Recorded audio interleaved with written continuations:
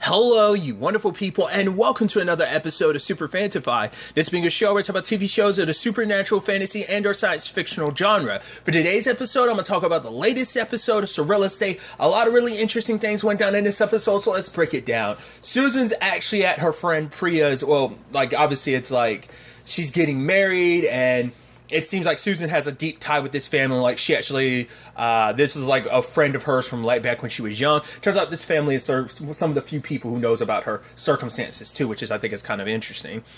But it turns out, like, the moment, like, Priya cuts open the cake, the moment she pulled out that large knife, because it was, like, a gift or whatever, I was like, please don't go sideways, and, like, right at the beginning of the episode. It does, but not in the way it could have. Basically, she cuts into the cake, and the cake starts bleeding, so I like that Susan, being the multitasker that she is, she's like, I can be a friend, I can be the maid of honor, and I can also,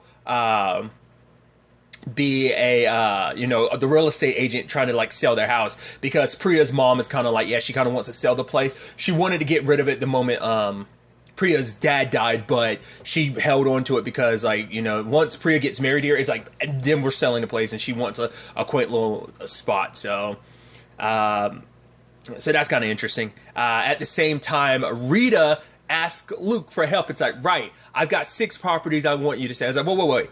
You want to hire us? And she's just kind of like, blah, blah. He's like, no, you need to say the word. She's like, I want to hire you. And he's like, ooh, was that as good for you as it was for me? I'm like, I love it. And she's like, you're such a like used diaper or something like that. And it's just like, it is. He's like, yeah. Are you sure? Because like what you're doing in some cultures would be considered nice.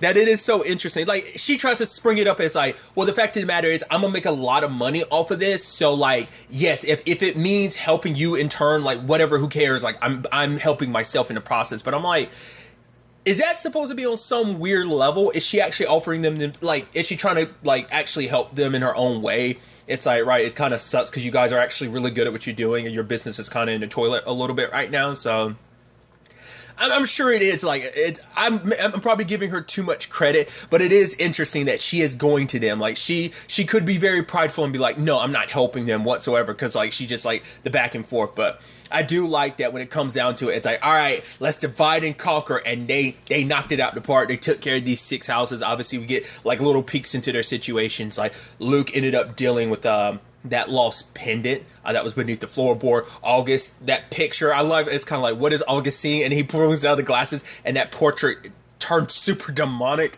and he just replaces the picture and bounces. So, obviously, so I love the coordination between the squad doing their thing. But now it becomes like, all right, the main thing they have to focus on now is Priya's house. Obviously, the conversation becomes like, at first it's like, what's wrong with this place? Because obviously, slowly but surely, like, things start going wrong. You have, like, Ruby saying, like, some weird stuff, like, there's going to be more blood. And you're like, okay, is she doing this because she doesn't want Leon to get married? Leon being her nephew. I was like, Dan, is it like, what's, because initially Luke is wondering if it's, Priya's dad that potentially might be doing this. Like, it might not be a thing of like he intentionally wants to. It is a thing of like, right, once you die, you do kind of like resent those that you've left behind to a certain extent. Like, that's your typical like ghost situation anyway. Like, you might not intentionally be doing that, but it is a situation of like, as time goes on, like, that resentment kind of warps you into a more probably malevolent spirit, if anything. It was such an interesting development, because like, even like her dress started tightening to the point it started suffocating. I was like, oh, please get there in time, Susan. Luckily she did her thing and like was able to loosen the dress. It's like, because she doesn't like doing it, because I think like it comes like second nature to her not to do it, because she's always had to hide it away. But this family, it's like, right, like, she doesn't have to hide in front of them. It's like, she can kind of use her gifts without, reservation to a certain extent. But like I said, I think it's still somewhere in her brain of like, right, it's not like a natural reflex all the time. It can be under certain circumstances. I think it's kind of fascinating. I also love that, like, initially it's like, all right, who's going to the wedding? And like, August was like, I'm not going to go. And it's like, wait, because he was like, I'll check out the Donovan place. And Zoe's like, you don't want to go to the wedding? He's like, I've been to 4 weddings, 4 receptions with his daughters and stuff like that, walking them down the aisle and having to stop myself from trying to kill 4 best men when they're doing their best men speech. So he's like, I've done my time, so no more. I love that whole bit. But obviously they go to the party, him as a photographer to, take pictures to kind of get a reading on everyone. And everyone seems normal except for like Ruby, who is actually a little below average in certain regards of like what the camera's picking up on. I'm like, what's up with that? And we end up finding out later on, I guess it's like she's kind of got a gift of her own. She's got some kind of a telepathy because she was talking. She's like, right, we're talking without actually talking. It's like, and Luke's kind of got his gift because the moment he showed up there, he kind of felt the Priya's dad's presence. So it's like it's there. Obviously, like Susan was reluctant to bring up, to approach the whole conversation about Priya's dad because it did seem like the moment the conversation kept coming up, Priya kept like.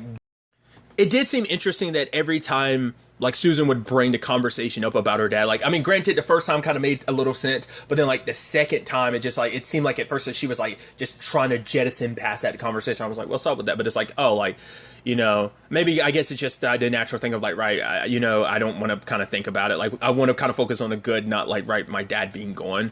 Because especially after Ruby was like, oh, no, I'm going to be here, but you won't because you'll be dead. And it's like, yeah, that's not creepy as hell to say to someone marrying into the family and stuff like that. So, but when Susan did bring it up to Priya finally, like Priya got very defensive. It's like, wait, you're saying like my dad would do that just because like, it's like, no, like you guys are crazy. Like I'm asking you to look into all this crazy stuff that's happening around me. But at the end of the day, like the fact that you would even believe my father would do that, like even almost like not inviting Susan to the wedding. Luckily, Susan caught her before she fell down the elevator shaft. And I love that whole thing of like the person fixing the elevator. She's like, this perfectly fine elevator. It's like, well, it wasn't there for a second. It's like, says who? Says people. It's like, there were 2 witnesses to there no being no elevator there. It's like, I don't know what to tell you. It's like, well, fine, you take the elevator down. And she does. And then later on, August is like, I'm going to take the stairs. So he's like, that's a good idea. I was like, I was hoping that lady would be like, okay. And then she gets into it. And then she's like, you know what? Never mind. This isn't because I'm scared. I'm just going to take the stairs for other reasons. I was hoping to, but it's like, no, she's steadfast in her belief of like the elevator. I'm wondering, will that forever kind of make me go, I don't know if I'm going to take the elevator anymore. Like, because you never know what could end up following you back to the office to kind of screw the pooch on that. Like, yeah, that's, it almost makes you go, you might want to always walk to an elevator in pairs. I mean, who's to say even if you get in the elevator, it's going to go down safely? So that's a whole thing. So I think that's interesting. But I also love like Luke being like, oh yeah, like how do you feel about breaking into some like birth and death certificate files? He's like, and which I love the fact is that Phil's all about it because he's like, what was it? He said like it's like existentially checking up, Googling your ex or something like that, which I'm like, I love the metaphor. A very befitting metaphor in certain regards, but it's still really interesting. Because I was curious, because obviously there was like a certain aura around Leon, the groom, so it's like, what's that all about? That was fascinating. So they started kind of deep diving on that, and ultimately when Phil ended up finding out a lot about in the records, and then they end up talking to his Aunt Ruby, and it turns out like every time someone in the males in that family, their first marriages, they would always marry someone and like a few days later or hours later, in some cases, the bride would end up dying. And Ruby talks about it being a curse on their family that goes back generations. That basically the males in those families will always lose their first love, which is kind of so sad that that's a thing that happens. It's because of one particular situation of someone in their family being promised to someone else, but he was already in love with someone else. And so that being promised to someone, but being in love with someone else, and that one he was promised to, like, her family kind of had, like, a whole thing. It was her name Joanna, and she ended up, like, putting a curse on that family. And it's like, that's what Ruby was talking about, like, you aren't going to make it. Because it's like, Priya is going to go to sleep, and then she's never going to wake up, is what's going to happen. It's like, because it's like, Joanna's going to want her flesh of blood, her pound of flesh, essentially. Like, this is just the way it is. Like, there's no But they've kind of found loopholes around these situations recently, like obviously episode 2 back with the whole Megan situation, how that ultimately ended up playing out. So it's kind of a very similar case in that regard of like, we got to break the curse, get them married before their typical marriage. Like the sooner they get married, then like it kind of like will break the cycle, and it'll kind of screw over like the curse. So Phil had to come in doing his thing. They had to like shorten it and everything. And I love like the knife came flying, but Susan came in with the save and stopped it. So luckily everything worked out on that front. They're married, and it seems like that curse is broken in that regard. So I don't think we'll be they'll have to be dealing with that in the future. So, but I thought that was so beautiful at the end when like the lights were off and then they came on, blinked 3 times. Like I had to stop for a second. I was like, her dad, and she was like, "Is daddy?" I was like, "Oh, that's so sweet." It's like, I'm here with you, you know. It's like, right, I see you. I'm not going to embarrass you, but I want you to know I love you. It's like that was always her dad's sign anytime she came home late with a boy, like 1 minute after curfew or something, because our curfew was like 11, and she came home like 11:01 or something. I was like, that's honestly super sweet. Also to know her dad is there on some level, like, you know, he couldn't be being there for her on her wedding day. I was like, oh, it's symbolic and beautiful, because it's like, right, I'm here after like all that was dealt with. Like, don't worry, baby, I'm here not only for your wedding day, but here to watch over you, kind of protect you too. And I'm like, that's so beautiful, dude. So that was awesome. There was even that thing that Susan had mentioned earlier when she was talking to Luke about how like was it magnolias? He used to like grow them out front so it could remind him of home. Like when it was all said and done, both Priya and her mom smell them. I was like, it just makes that moment just even that much more beautiful too. But obviously another angle to this episode is Megan moving out. And I thought that was so, I was scared for Megan, but I thought was pretty badass. Like the fact that she was like, you know what, before I leave, like, you know, before all this, like the fact of the matter is I'm gonna let you know I'm leaving calmly, and that basically you're not scaring me out of this house. But, you know, and secondly, you should be ashamed of yourself. Like, Luke grew into such a fine person, not because of you, in spite of you, and you missed out on an opportunity like that. So, it's kind of like, I like that, but like I said, I was kind of scared, and then she leaves, and you hear some, like, maniacal, like, laughter, and I'm like, okay. Once again, I do believe she left on purpose. I think she was actually trying to protect Luke, because I think his circumstances were hers, and she didn't want to pass that on to Luke. Because maybe there's something that trailed after her. Like when you're a part of this life for so long, something trailed after. Some of that's going to stick. And I think she wanted to try to keep Luke as far away from that. Probably hoping like whatever her circumstances are would probably go, like maybe she never would want that to get dragged into Luke's life. But even then, it still found its way into his life. That's why I'm thinking like she's trying to scare him away by like saying all this horrible stuff. Because there's something super evil in the Donovan house. And we see it even more so. Well, first and foremost, I love that August comes back later and helps out. And she's like, yeah, I used to be afraid of you. He's like, that's good. And she's like, Dad, I used to be afraid of you. He's like, no, but you're not anymore. And it's like, right. She's like, I like the fact that you are, like, Luke has a very unique situation, and I appreciate that you are willing to take that journey with him for however long that lasts, you know? And I love the whole thing of, like, why is it that the sweetest things in life are kind of on the other side of hardship? And she's like, that was beautiful. Was that Shakespeare? He was like, no, it's a thought I had when I was feeding my cat or something like that, which I love that, which I'm like, oh, that's sweet. But I also was a little suspicious, like, Megan coming out of the house, then, like, she just had a few more things. There was other stuff she was going to leak. Because Susan was like, yeah, it'd make it better for selling the house and whatnot. But the moment August went in there, like, are you ready to dance? I was like, oh, don't go in the house alone. August, please don't go in the house alone, because I don't want anything to happen to you, August. No! And he goes in there, and then we see that creepy shadow thing going on.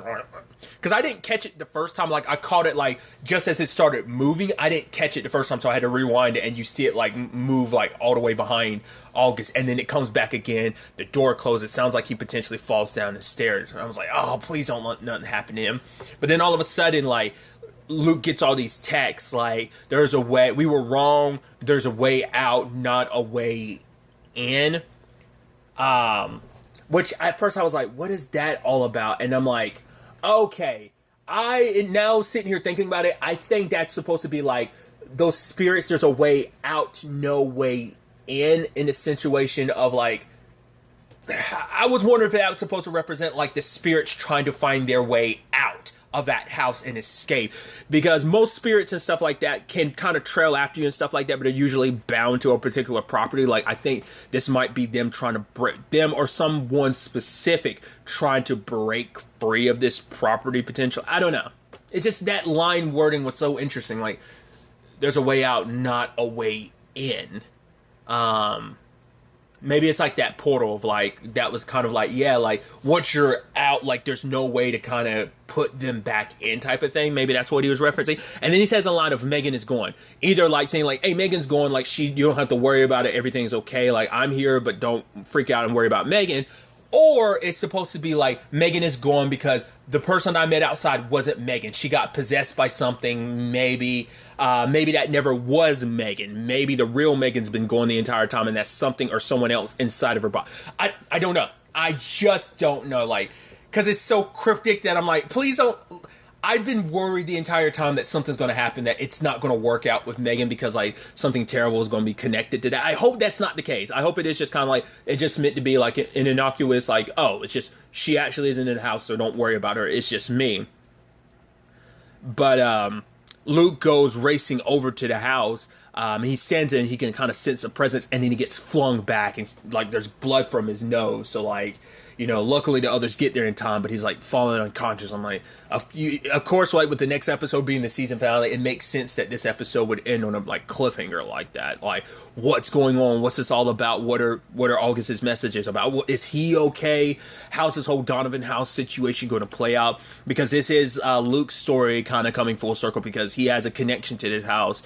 What that story ends up being is going. I'm very excited to find out what the season finale has in store for us. Like, what's going to happen. I made sure not to see a frame of that next episode preview, because I don't want to walk into this knowing anything. So I'll have to wait and see what goes on in the season finale. But really, that's all I'm going to talk about. Till the next time we meet, be happy, be safe, live life to the fullest, and enjoy it. Good day and goodbye.